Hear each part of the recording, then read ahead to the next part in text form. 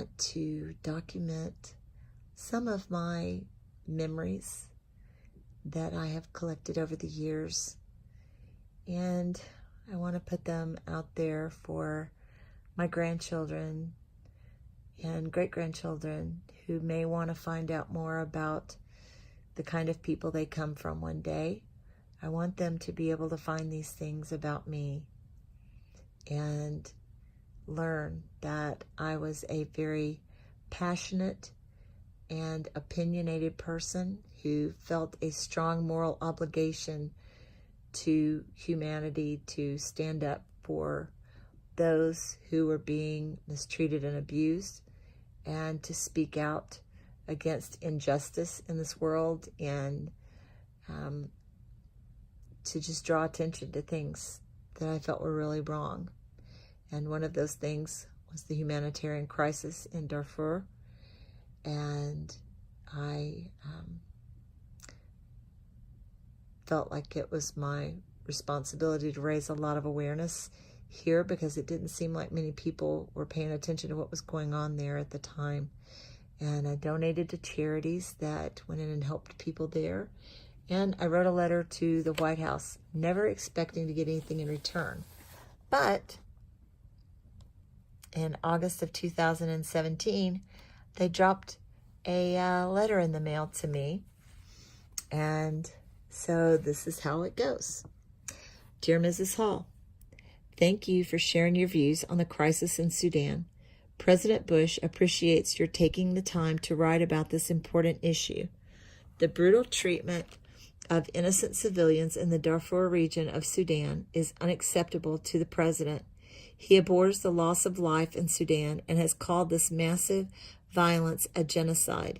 He believes that the people of Darfur have suffered too long and that the world has a moral obligation to help stop the violence. Sudan remains one of the highest foreign policy priorities for President Bush and his administration, and he is committed to working with the international community to resolve this humanitarian crisis. President Bush has demanded that the Sudanese government work with peacekeepers and end the campaign of violence that targets defenseless men, women, and children. However, President Bashir of Sudan has repeatedly obstructed international efforts to bring peace to his country. As a result, President Bush expanded sanctions against the Sudanese government and targeted economic restrictions against companies and individuals responsible for the violence. The United States is also prepared to impose additional punitive measures and sanctions against those violating human rights or impeding the peace process. The President is working with our allies throughout the world to provide security for the people of Darfur and promote political reconciliation. The United States strongly supports the important work of the United Nations African Union Hybrid Peacekeeping Operation. This force of nearly 26,000 military personnel and police can play a critical role in stopping armed attacks, protecting civilians, and preventing further disruptions to the implementation of the Darfur Peace Agreement. America will remain focused on pursuing the full implementation of the peace agreement and a lasting political settlement so that the atrocities come to an end. As America works individually and with other nations to increase pressure on Sudan's government, we will continue to help the refugees and support the people of Darfur. Over the past several years, the United States has led the world in protecting the lives of civilians in Darfur.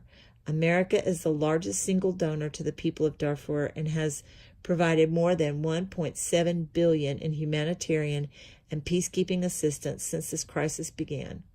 The President will continue to stand for the innocent until peace in Darfur is secured. For more information, you may wish to visit the White House website. Thank you again for writing. Sincerely, Darren K. Hipp, Special Assistant to the President and Director of Presidential Correspondence. So, whether you agree with President Bush or not, the thing is one person can be a voice for others, and someone will hear them. And I am very grateful to have something like this.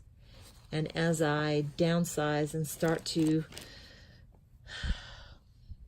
get rid of some things that I've held on to for sentimental reasons in preparation to live in a tiny house, this is one of the things that I think I will be holding on to.